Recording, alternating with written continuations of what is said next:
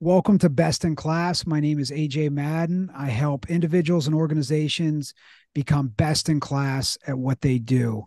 Today's guest is Wes Okerson, one of my favorite people in the world, a true expert on what it takes to be best in class at what you do. Wes is a celebrity trainer to the likes of Tom Cruise, Gerard Butler, Sasha Baron Cohen, Katie Holmes, and Jeff Bezos, and star of the hit NBC show Strong. He earned his Bachelor of Sciences degree in Kinesiology from the University of Maryland, where he also played baseball. Wes relocated to Los Angeles soon after graduating and quickly made a name for himself working with many of the biggest talent agents, managers, and lawyers that led to the training of many of their clients. His first big break came in 2007 when he became Mr. Tom Cruise's private personal trainer full time. During his 2 year span with Mr. Cruise, Wes traveled through Europe and spent over 6 months in Berlin, Germany with Mr. Cruise during the filming of the movie Valkyrie. While overseas, Wes began training Mr. Cruise's wife, Katie Holmes, for the New York City Marathon. And within 3 months, the two would cross the finish line in New York Central Park in front of thousands of spectators. Wes is also a Hyrox professional athlete. Hyrox is a global fitness race that combines running and functional workout stations. Hyrox has been described as the Ironman version of fitness racing and is one of the fastest growing fitness competitions in the world. Wes, welcome to Best in Class. Thank you. Very, very nice. Thank you for all that. Yes, sir. It's great to have you on the show. I've had the privilege of working with Wes the last few months. He's trained me, and it was one of the best investments I've ever made in myself in terms of my health and my fitness and overall mindset. Wes is such a high level pro at what he does. His dedication to excellence and service is extremely evident, and also he brings some of the greatest leadership coaching energy I've ever been around. And I describe that as our three P's, which are the true leadership energy, whether you're a coach or a CEO or a parent. It's presence, being fully present to the moment and focused on the person right in front of you. It's posture, meaning having confidence in yourself and what you do, and also having confidence in the person in front of you that they can be successful and do great things. And the third P is positivity. Wes is one of the most positive people I know. You'll never hear a complaint or a negative word out of him. He is relentlessly positive. So on top of that, his expertise is second to none. Degree in kinesiology from Maryland. He's a pro athlete himself. He lives it. His fitness expertise is at the highest levels, and that's why he's been able to attract some of the clients that he has, because like attracts like, and I believe that. And those who are dedicated to excellence of what they do attract others who are also committed at that level. So, Wes, the first question I have here is what are some of the, maybe 3 to 5 key mindsets that will help someone become best in class at what they do?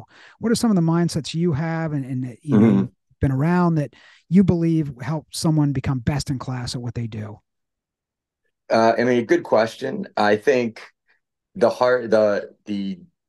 probably the number one thing, at least for me, and you don't get this when you're young, which is interesting because like you learn this, I learned this later on because the idea of we try so hard to avoid failing that we won't get to do the things that'll get us to the next level. So if you think about the idea of if you're only going to take on things that you know you're going to be good at or you're going to win at, well, then you're not really going to ever kind of grow outside of maybe some of your like God-given abilities. So for me, uh, constantly trying new things and getting involved in new aspects of like whether it's I'm competing in something, whether it's trying a new activity or learning a new skill, I try to get to a place where I accept that I'm going to fail a whole lot in the beginning. And once you kind of get over that hump, then it becomes a lot easier to use that as a tool to grow. I remember, I think we were talking and there was like a quote, someone asked Kobe Bryant something, how do you like look at in an individual game and you in terms of like taking that last shot, are you nervous? Because if you, it's so much is riding on that moment. how do you deal with that pressure? And he said, well, I don't think about the idea of failing or winning. It's just whatever happens, happens, and you're going to get a tiny bit better each time. And he approached that in practice, in games, and I think that type of like mental hurdle, and you look at guys like Tom Brady and some of the best in the world, it's like how are they able to constantly just perform like that in a time when so much is riding on it, where it's so easy to think about the moment and then have something creep into your mind about failure.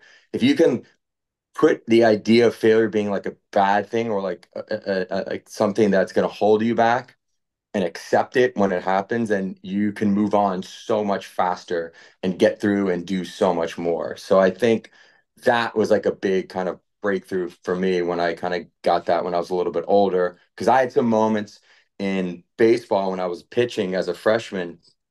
I was pretty successful in high school, but I was, I kind of was like a late bloomer.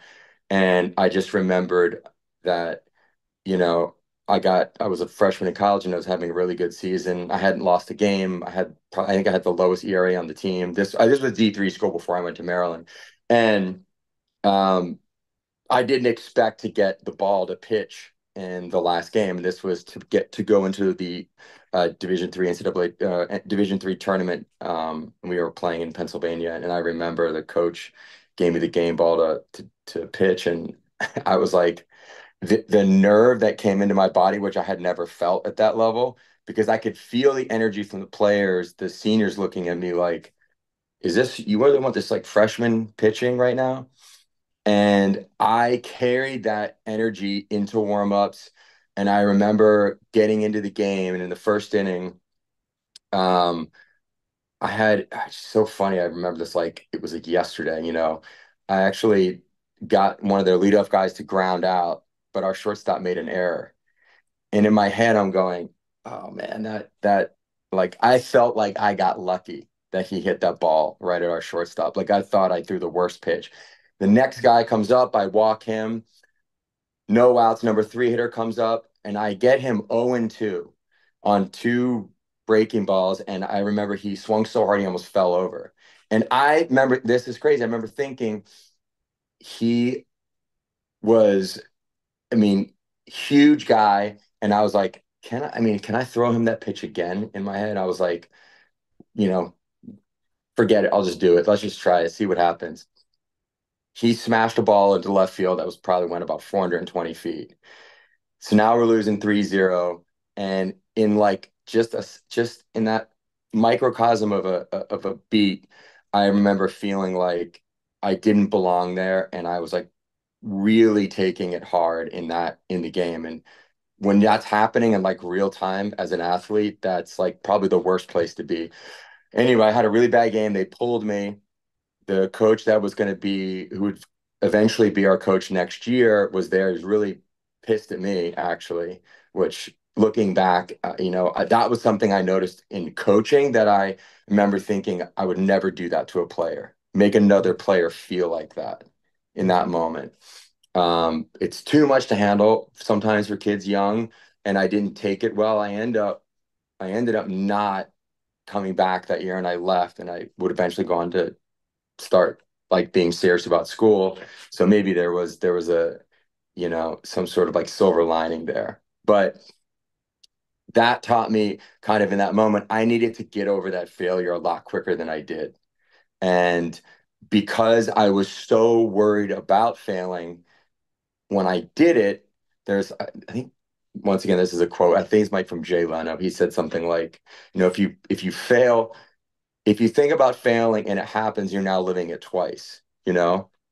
So that was really, really tough for me. And I remember I carried that feeling for a while, and I eventually would get over it. And I would always look back on that and think to myself, wonder what would happen if I let all of that anxiety go before in that game. I probably would have had a much different outcome, but I probably wouldn't have learned the lesson in that way. So as hard of a lesson it was at the time, it really helped me later to kind of, because I spent so much time thinking about that moment and why was that such just a catastrophic thing for me at that age. So anyway, it's kind of a long story, but failure, like learning to get over failure quicker and not looking at something at it being such a bad thing all the time. Clearly in sports, the idea is to win. You want to win. You're driven to win, and we all want to win. But you're going to fail. It is 100% inevitable. You cannot win every game. So the faster you can accept that happening and thinking about if you're getting better, that's the win. You might not actually win or get the win, but it will be if you realize that you were a little bit better than when you started that day. Mm. Um, Sorry, that was a long answer to your question, but in terms of like other things that I think about in terms of like mindset, um, you know, I think it's kind of building up as you move along. Like whatever you're doing, whether you're training, you know, working through something at sports at an early age. I think what you have to realize is consistency in anything will eventually kind of just continue to build. And I think it's hard because we're always looking kind of at the top of the mountain versus each single step as we move through. Um, and it's learning to love that process, whatever it is. I mean, if you don't really love the process and what you're doing, then I would say maybe pick something else that you do love. Don't do it because maybe, you know, you think it might make you a lot of money in the time. If it's not going to make you happy and you don't like doing it and getting better at it, then ultimately it's really, you're going to give it up, quit, or really not give the energy you should to it. And, when I've had clients in the past, when I look at like a lot of their training from where they started, it can be really frustrating in like the early day. Like when you're thinking about like somebody who is starting their journey on training and they're coming from kind of not much, very deconditioned, you have to think about for them, how do I get them past this like first wave of kind of terrible feeling they're going to have from the training, right? Because it's always, people always start out too hard or too fast, and they end up kind of thinking at the end of the session, like, there's no way I'm going to come back and do this. I just vomited on the floor. I'm sick, and the goal for us is not to like make people feel like that, but inevitably people will get that feeling. So I I try to think of it like if you just get them to figure out a way to fight through that first kind of few weeks, eventually few months, you're going to start to see kind of like a building going on. And a lot of times people will really enjoy that process, especially when you're talking about any sort of like aerobic training, which is probably some of the hardest. Strength training, I always feel like you can go slow and kind of build into it. And the kind of growth into that isn't necessarily as hard as when you're experiencing kind of that aerobic burn early on in training. So, and that's why people always say like, I hate running, I hate doing anything aerobic, is because that feeling is so foreign to a person. I mean, it's painful. Like being out of breath in that way is probably one of the most painful things you can experience if you're new at kind of like whether if you want a marathon, if you want to do like a triathlon, but you can kind of like work people into that and kind of throw that at them sporadically. You don't want to have someone feel like that 5 days in a row, right? Because it's too violent of a feeling. If you give it to them in spurts, it's like you're seeing kind of like that calluses build up in their mind on, so what when they look back at their training, they'll go, oh wow, I did, this month, I could do a mile in 10 minutes, 11 minutes. 2 months later, they're already down to like an 8:30 mile. And that 8:30 mile might be still hard for them, but it wasn't like crushing to them. You know what I mean? Mm. So in that that in itself, like if you can paint that picture to someone, because you're always increasing the stimulus. Like we're trainers, like we're always in some way making it harder because you never want to be in the same place. What do they say? If life isn't like stagnant. You're either going forward or backward at some level, right? Right. Nothing ever stays really in the same. So the idea is we always want to be pushing forward a little bit in some way. Um, so I think those are kind of like the key things that I like to think about. Just kind of consistency, that fear of getting over the fear of failure. Once you can kind of master those two things, it's really about, it's just time now. Time is the other component. You know, it, if you're doing those two things, it will happen for you. It might not happen on the time frame that you might want, but it will happen. You will get there at some point. I don't believe that if someone puts in the time, they can't accomplish most of what they want to do in life. Yes, there are limitations. Can I get someone to throw a 100-mile-an-hour fastball? No. I think there's like genetic potential, but I think if you're starting people at a young age and they want to become potentially, if they think that they want to be a pro athlete, I mean, you could start a kid at a very young age. And I feel like if there is some talent there, they can get pretty close now. I mean, we know that what's available in terms of like coaching and training, it is like light years ahead of where we were like even 20 years ago.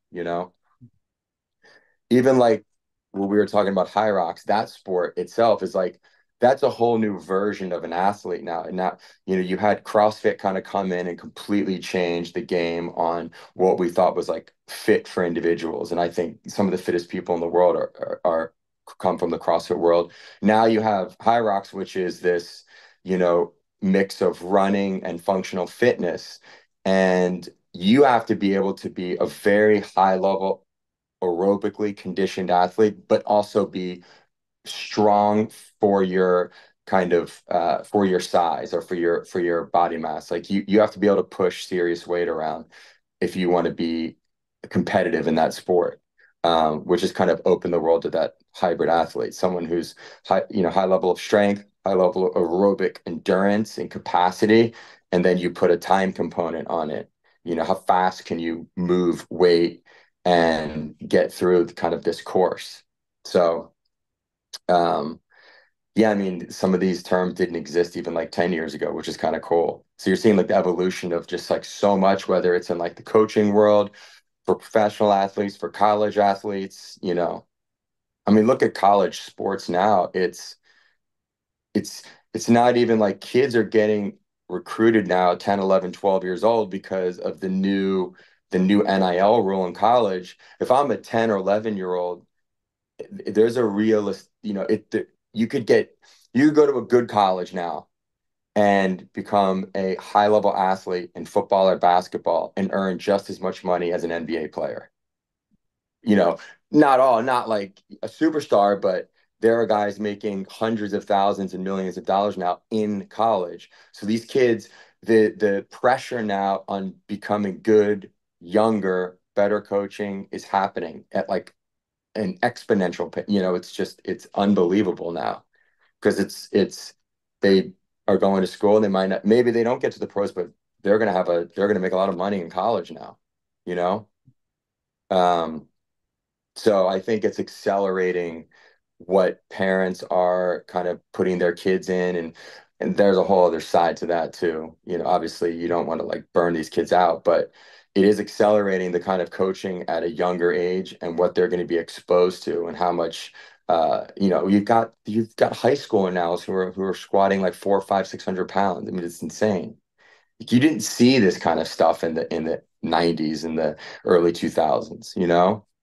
Hmm. So the evolution of like even in the world of like um, basketball players, football players, soccer players, even yesterday, ESPN announced that the Iowa game with Caitlin, it was the number one I think it was the number one watched sporting event ever. It was like 17 million people watched that basketball game, women's basketball game. which is incredible for women's basketball, you know? So now you have like, this growth happening there at like just out of nowhere. And if you watch her training, and I've seen clips of her, you can see the type of training she was doing was so much different. It was unbelievable the kind of stuff that she's doing at her age at 15, 16, 17. I mean, it's like, you see how Steph Curry trained, it was very much reminiscent of that. But now you're talking about a 15-year-old girl playing basketball, uh, doing that kind of stuff. And look what level she's at now. She was drafted first in the WNBA. She completely moved the needle on a college sport by herself, which is incredible. And it all starts with like probably her mindset, the coaching she had, her drive to become the best at a young age. I mean, she'll be in the WNBA next year and it'll be a different world for her, but I mean, there you go. It's like just another example of like how like youth sports are changing so fast, you know? It's a lot. And I like that you pointed out it can be too much for kids, and you don't want to push them too hard. You want to give them the opportunity to learn and grow. And I think that comes back to that, the true coaching energy, the true leadership energy, the presence, being present with that person in front of you and paying attention to that kid, how they're thinking and feeling. And is it too much for them? Because if you're not Yeah. present as a parent or as a coach to how that kid is thinking or feeling, they can get burned out. They can get depressed. There's all kinds of things that could happen if you don't have that true leadership energy, presence, Yes. posture, positivity. Which again, I think it's one of the best things about you as a coach. In our sessions, you were just 100% right there in that session. There's nothing else going on in the world but our session. And I could tell that you're locked in on helping me get better. You brought up some really inspiring points there in terms of mindset. It's such a beautiful combination you shared there in terms of change your relationship with failure. Okay, Hmm. change how you define it. And then number two, learn to love the process, just stay committed. And I thought you tied it up beautifully. And it's very comforting the way you said it. Then it's just time. Then Hmm. just apply time to it. If you just keep pushing forward and making mistakes, failing and moving and learning, and you just learn to love the process of it, success is inevitable. Improvement's inevitable, whether you're in the gym training or you're a young athlete or you're Hmm. a business owner. It's Sure. a beautiful combination the way you share that there in terms of mindset. And again, very comforting. Just put the time into it, change your mindset in terms of failure, and then just learn to love the process and also get a coach. You Yeah. pointed that out. These kids have coaches. Your clients have you as a coach. I have you as a coach. Seek out Yeah. that expertise. Seek out the best of the best knowledge. And when you're looking for a coach, make sure two things: one, they're a true expert. They put their time into their craft like you have, and also that they bring that true coaching energy, that true leadership energy. Are they present to you? Do Hmm. they instill confidence in you? Also, are they positive? Are Hmm. they energizing to be around? And that's really what Yes. you look for in a coach.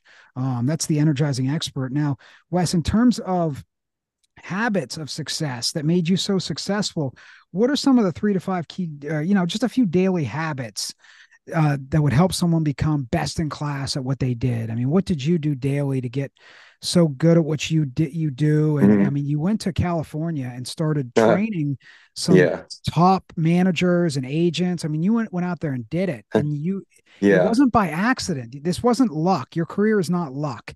You put the reps in. You showed up. Yeah. You were really good at what you did, and you made it happen. So, what are some habits some people could Sure. apply to their life to become best in class at what they do? I think when I first got to LA when I was young and I was trying to kind of make my name for myself, and I put myself in a first of all, I became available. So I put myself in a place where I thought there was a lot going on. At the time, I didn't know a ton about Los Angeles and where things were. I kind of knew where Beverly Hills was, and I knew there was a lot of like industry there, obviously in entertainment. So I thought, well, if I'm maybe going to be a trainer in that area, makes sense for me. So I made that happen and I got a job there. And then I was just available all the time. So I took as many shifts as I could. I met as many people as I could. I was always around, I was always training in the gym and I was always willing to help. anyone, if they needed anything in terms of, Joe DeSena said this. The guy, he started Spartan. He talks about this. And he talked about it on Joe Rogan's podcast. He said, you know, early on, the advice that he was given is, you know, when you meet some of these high performers when I was young out there, don't look at what they can do for you off the bat. Look how you can add value to them first. Like, how can I help so and so without looking for some sort of like return on what I did? And I think in my career, I've always kind of taken that perspective where I was open about, hey, here's how I can help you. Here's what I think I can add to what you're doing. And I wasn't so quick to say, um, how do I intern for you, or how can you help me, or can you hire me or do something for me, right? I feel like that kind of comes later, and sometimes it never does for someone you might want to work for. But if you're at least being available and um, being willing to kind of lend your services to somebody, how you can help them, it usually comes back tenfold. Um, and now in the position where I'm at, it's funny. I've seen it through people I've met in my career, and now I really understand it more. Because if I'm just meeting someone for the first time and they're like, oh, how do I get clients like that, or how did you get to it? Can you help me out? And I always think like, well, I don't necessarily know you that well yet, so I'm not sure how I can help you right now. I'd love to, but you're better off looking at what I'm doing and saying, like, how can I potentially add some value to me? And where I might say, oh, I never saw that. That's a cool idea, or that's something interesting, or, oh, sure, yeah, that's great. Then it's kind of this like mutual thing, versus trying to get something from somebody right out of the gate. Um, I think it's a better kind of attitude or a mind frame to take early on in your career. Just give out a lot more than trying to receive, from somebody. Because people always remember that, and the right people will really give back to you. And that's amazing. And if someone doesn't ever want to give back to you, then that's probably good. Then that probably wasn't the right person you want to work for anyway, you know? So maybe that was a blessing in disguise. So I would say that I try to take that attitude. Maybe I was doing it without really understanding what I was doing when I was young, but I look back now and reflect, and I definitely took that stance on things when I was younger. Mm. Oh, beautiful Um, example. I think that that's really important, and I think our society is so much about the pitch, right, in life.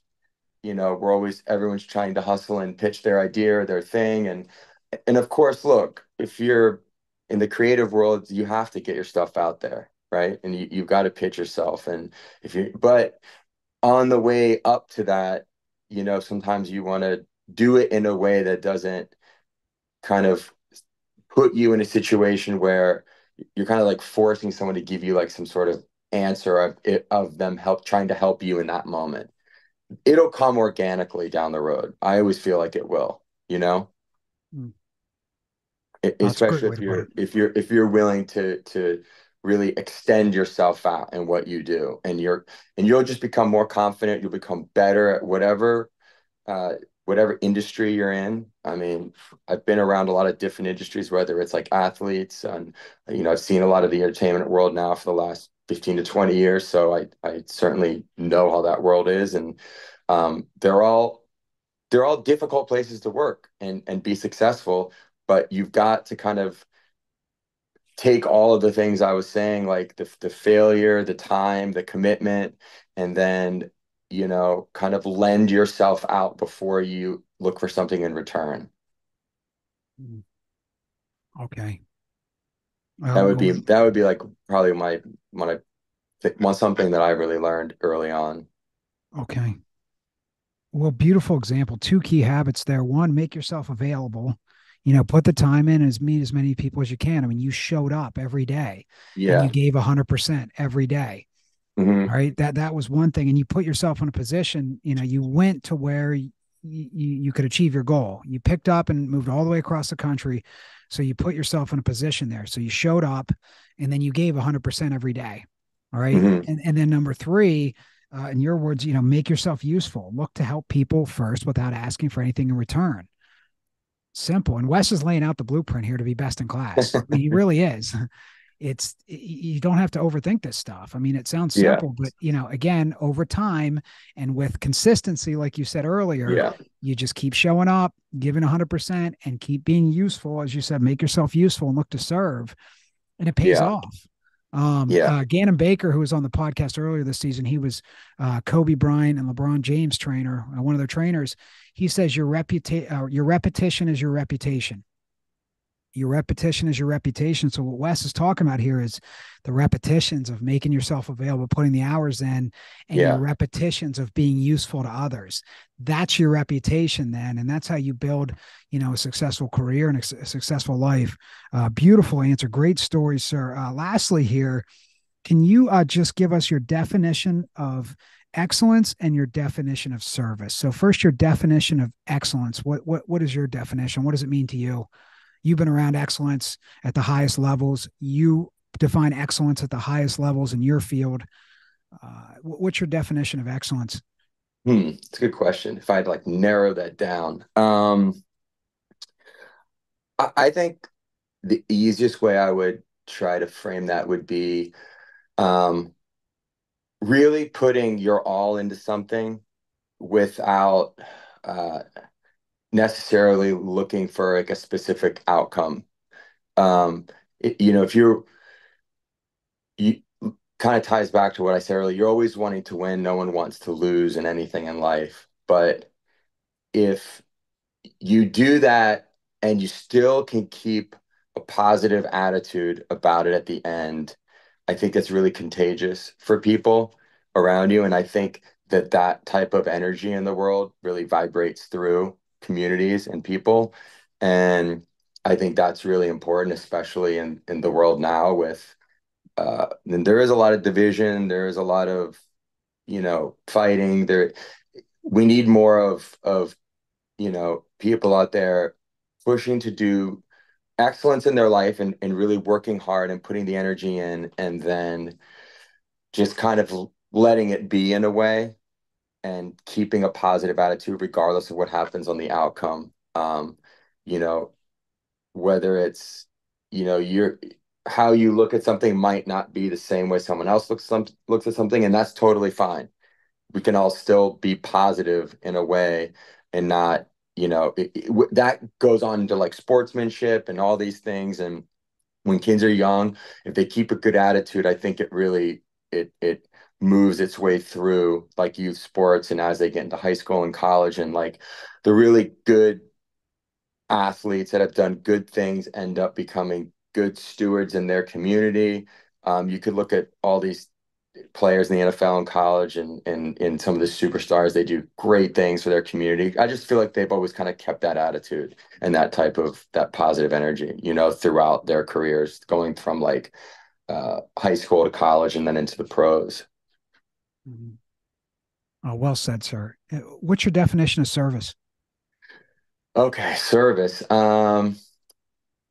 I would say the definition of service is always being open and available to the person or to the thing that you're attached to, that you're working with, and trying to have as open of a mind as you can.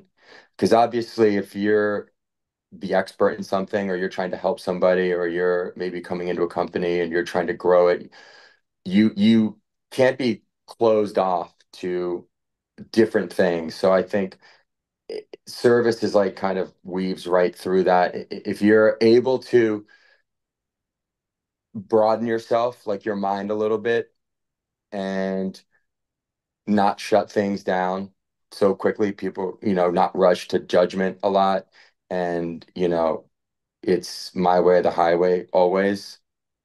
I mean, certain cases it's black and white, like it's not this way, it's this way, but you need to be able to kind of meet people halfway sometimes, right? If you're really going to get people to kind of push through and break through certain aspects of whatever they're trying to accomplish.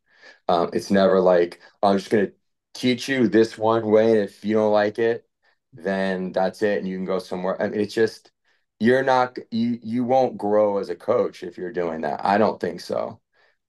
I think ultimately you will get stunted somewhere, and and I think coaches have tough times like getting over their own ego sometimes with teams that they coach because they may not be getting the outcome they want from their team, and they may continue to do the same type of thing and it's not changing.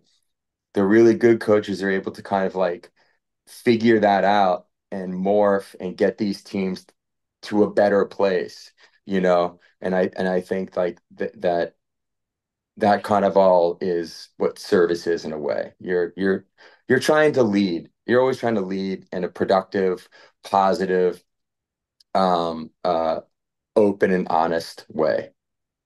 I think that's how I would describe it or look at it through my eyes.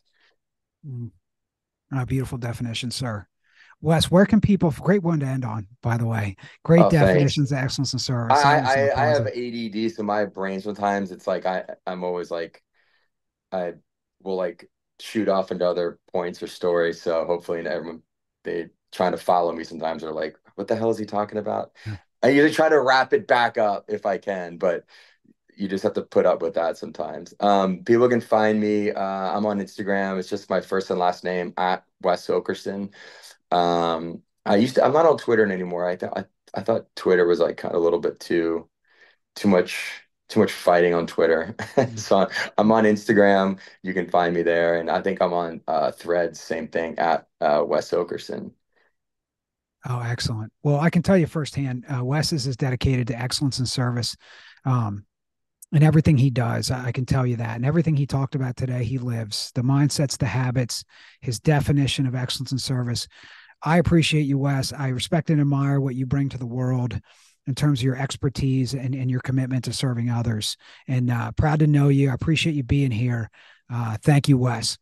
Yeah, thank you so much. It was a blast. I actually like all those questions because it gives me a chance to like really sit with that for a second. So I think, even in when I'm thinking about it, I'm like, oh yeah, that's interesting how I'm like even thinking about it right now, which I Mhm. think is always good. Oh, beautiful. Oh, I love to hear that. Yeah, excellent. Yeah. Wes, thanks again. Thank you, man. I appreciate it. Take care. Safe travels. Thank you. Thank you.